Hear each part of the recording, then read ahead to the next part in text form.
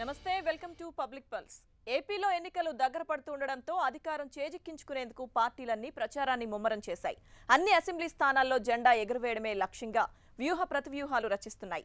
5 ఏళ్ల అభివృద్ధిని చెప్పుకుంటూ టీడీపీ, ప్రభుత్వ వైఫల్యాలు ఎండగడుతూ వైసీపీ ప్రజలను తమ వైపు తిప్పుకునేందుకు ప్రయత్నిస్తున్నాయి. మరి ప్రజలు ఏమనుకుంటున్నారు? మళ్లీ చంద్రబాబుకి అవకాశం ఇస్తారా? జగన్కు జై కొడతారా? లేదంటే పవన్కు పట్టం కడతారా?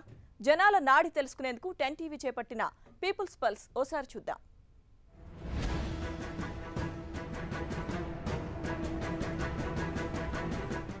పచ్చని అందాలు పరుచుకున్న కోనసీమ సహజ సౌందర్యానికి కేర్ ఆఫ్ అడ్రస్గా ఉంటుంది. మరి వచ్చే సాధారణ ఎన్నికల్లో కోనసీమ వాసుల మనోగతం ఏంటో తెలుసుకునే ప్రయత్నం చేద్దాం. కోనసీమలో ప్రజల అభిప్రాయం ఎలా ఉందో వారి నాడిని పట్టుకునే ప్రయత్నంలో మనం ముందుకు సాగుదాం.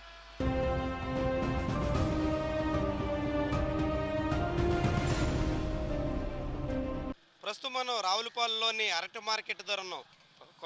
మాదిరి అయితే చేశారండి. ఇప్పుడైతే మేము ఈ అట్టుకే ఈ గాలి దుమ్ములుగా ఇరిగిపోతున్నాయి కదా, వీటికి కూడా ఏమైనా బీమా అలాంటివి కల్పిస్తే బాగుంటుందని మా ఆశ. కొత్తగా వచ్చేది ఎవరైనా సరే ఈ హామీ ఇస్తే మేము వాళ్ళకే ఓట్లు వేయాలని మాకు ఉంది. ఏముందంటే రైతులకి అరటికాయ మార్కెట్ విషయంలో చాలా నష్టాలు పోతున్నారు రైతులు. ఏంటంటే చాలా పెట్టుబడి ఉంటుంది దీనికి. గడపాతం కాడి నుంచి నీరు పెట్టడం కానీ చాలా ఎక్కువ దీనికి పని. ఏంటంటే దీనికి ఒక వాతావరణం అనుకూలించకపోతే నష్టపోతాడు పంట అంతా కూడా. ఎకరనెల పంట వేసినప్పుడు చాలా లక్ష రూపాయలు నష్టపోతాడు. అందుకని అరటికాయ వ్యవసాయం చేసే వాళ్ళకి ప్రభుత్వం దగ్గర నుంచి ఏదన్నా సహకారం అందిస్తే చాలా బాగుంటుంది నా అభిప్రాయం. ఆంధ్రలో అయితే సరిగ్గా పనిచేసి నాయకుడే లేడు, రైతును చూసి నాయకుడు మేం లేడు. వీళ్ళు ఫ్యాక్టరీలకి జనాలకి సోమరపోతులు చేసేయడానికి పథకాలు తప్ప రైతును చూసే నాయకుడు ఈ రోజున మార్కెట్లు కాదు, ఈ మార్కెట్ కాదు, ఏ మార్కెట్కి వెళ్ళి మీకు అదే పని చెప్తారు. పని చేసి నూడు పాలు చేస్తాను, పాలు చేయడం 75% చేయలే అండి. మరి కొత్తడు ఏదో చేస్తాడు, మరి కొత్తడు కూడా చూద్దాం అనుకుంటున్నాం. ఏం చేద్దాం మరి? రైతులకి ఉపకారం చేయాలండి. ఏదంటే ఏం తుఫాను వచ్చింది అనుకోండి, 500 600 కదండి మందు బత్తాలు ఎరువులు ఇవన్నీ తగ్గించండి, అందరం బతుకుతామండి. అంతేకాని 3 ఏళ్ళు 4 ఏళ్ళు ఎత్తే ఎవరికి వెళ్ళిపోతుంది, మాకే చల్లండి. అది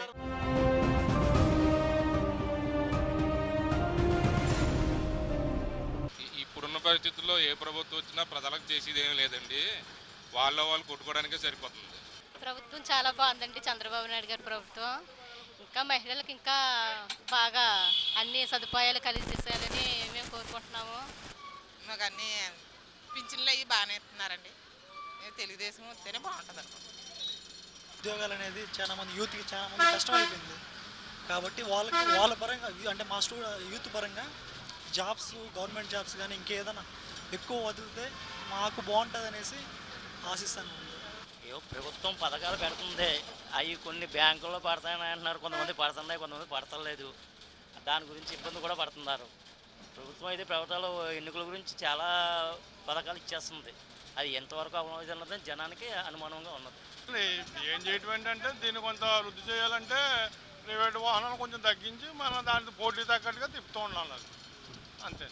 కొత్త బస్సులకు అనుమతి ఇవ్వడం కానీ కొనుగోలు చేయడం కానీ జరుగుతున్నాయి. లెక్కగా కొంటున్నారు, కొనట్లేదని కాదండి. ఇవాళ మా రాజులకు ఉన్నాయండి 7 కొత్త బస్సులు వచ్చినాయండి ఈ నెలలోని. మాకు చాలా ఆనందంగా ఉందండి. అలాగే అన్నిటికీ పెంచుకుంటూ పోతే మేము కొంచెం స్వేచ్ఛగా అయ్యో కష్టపడుతున్నాం, తగిన గుర్తింపు ఉంది అనే ఫీలింగ్ మాకు వస్తుందండి.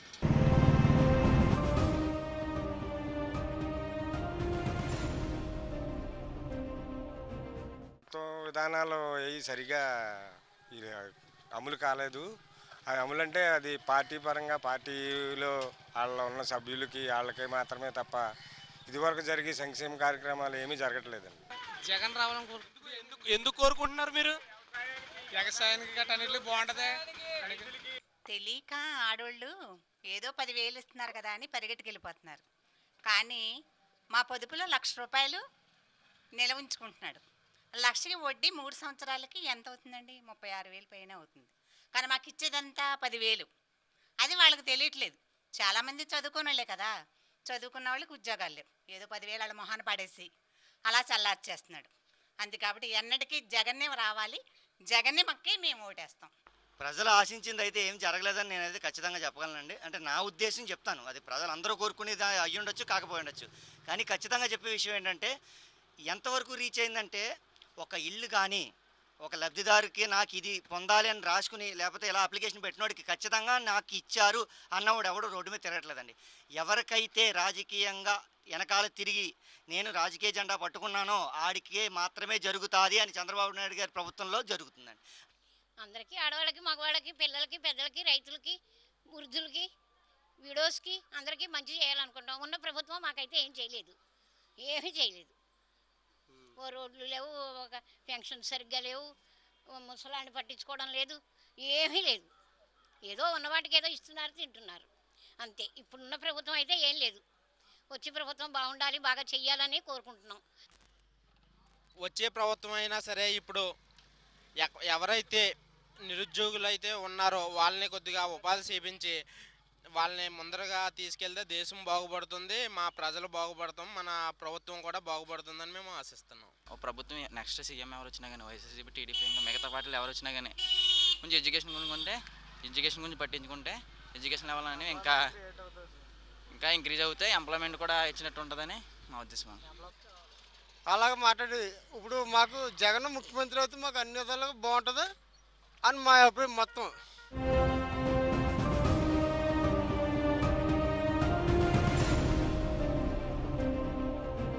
చంద్రబాబు నాయుడు గారు బాగా పనిచేస్తున్నారు, మళ్ళీ ఆయనే రావాలని కోరుకుంటున్నాం. రాబోయే ప్రభుత్వం చంద్రబాబు నాయుడు రావాలని కోరుకుంటున్నాం.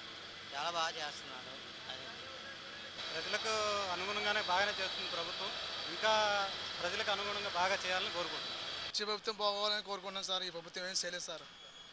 అసలు అనుకున్న మాటలే అనుకున్నది ఏం లేదు. మాయ చేసి జనాలందరినీ వాడలు మాయ చేశారు, మహిళలు మాయ చేశారు, రైతులు మార్చేసి అందరూ మోసం చేస్తారు.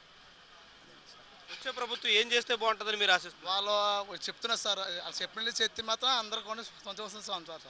ప్రస్తుతం ఏ విధంగానూ ఇప్పుడు చేస్తామంటున్నారు, ఏమీ లేదు, మాటల కొరకే ఇంతవరకు ఉన్నది. నెక్స్ట్ గవర్నమెంట్ వస్తే చేస్తుందని ఒక నమ్మకం ఉంది మాకంటే. ఇప్పుడు తెలుగుదేశం పరిపాలన అయితే బాగానే చేస్తుంది, ఇంకా బాగా చేయాలనుకుంటున్నాం. అయితే తోట తిరుమూర్తి గారు కూడా బాగా అవతలకి దాటింతాకే అన్ని బాగా చేస్తున్నారు. మాకు బాగుందండి, మాకు పర్లేదు, ఇంకా బాగా చెయ్యాలి.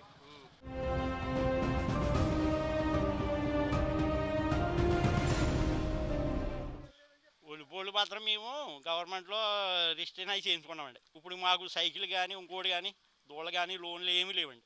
ఎన్నో సంవత్సరాల నుంచి కడుతున్నాం, ఏ ప్రభుత్వం వచ్చినా. కాంగ్రెస్ రానివ్వండి, చంద్రబాబు తెలుగుదేశం రానివ్వండి, ఏమొచ్చినప్పుడు మాత్రం ఒలుపు కార్మికులు చాలామంది ఉన్నారండి. కొబ్బరికి సంబంధించిన వాళ్ళు కొన్ని వందల మంది ఉన్నారండి అంబాజీపేట. ఎవరికి ఏమీ రాలేదండి. ఇప్పుడు వచ్చేది మాత్రం వస్తుందని ఏం చెప్తామండి, ఇస్తారని ఏం చెప్తామండి. ఏం కోరుకుంటున్నారు అసలు? ఏం కావాలి మనకు అసలు? మేము ప్రభుత్వం మారి మా అలాంటి కార్మికులకి ఏదైనా చేయాలి. మాకు అంటే ఏం లేదండి, పార్టీ విధానంగా మారితే మా పద్ధతి బాగుంటుందని కోరుకుంటున్నాం. అది ఏం కావాలనుకుంటున్నారు, ఏం కోరుకుంటున్నారు? మనం చేసిన నడకను బట్టి బాగోవాలని కోరుకుంటున్నాం. అంతేగాని మేము చేసిన కృషికి మాకు సహకరిస్తే సరిపోద్దని మేము కోరుకుంటున్నాం. మాకు సంఘాలు మాకేం దేశాల గీతాలు ఏమి వస్తలేదు సార్, కట్టబడ్డంత వరకు వస్తుంది.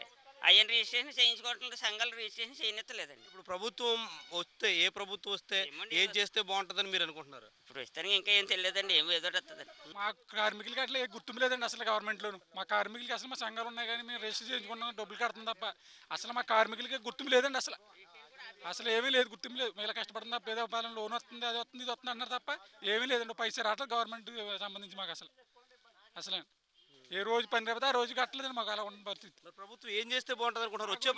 వచ్చే ప్రభుత్వం ఏమో గేదెలు కానివ్వండి, సైకిల్ కానీ అన్నారు, ఎప్పుడు ఏమి రాలేదండి మాకు అసలు. వచ్చే ప్రభుత్వం అయినా వస్తుందేమో అని ఆశిస్తున్నాం. మేము గోదావరి వాసులు గంపెడేస్తూ ఉన్నారు. రాబోయే ప్రభుత్వం తమ సమస్యల పరిష్కారంతో పాటు సంక్షేమానికి కూడా తగిన ప్రాధాన్యత ఇవ్వాలని ఆశిస్తున్నారు. ఇప్పటికే జరుగుతున్న అన్ని కార్యకలాపాలు కొనసాగిస్తూనే మరింత మెరుగైన, ముఖ్యంగా అన్నదాతలతో పాటు వ్యవసాయ కూలీలు, ఇతర పేద ప్రజలకు అనుగుణమైనటువంటి పాలన రావాలనేటువంటి అభిప్రాయం ప్రజలందరిలోనూ వినిపిస్తోంది. వీడియో జర్నలిస్ట్ చైతన్యతో శంకర్ ఫర్ 10 TV.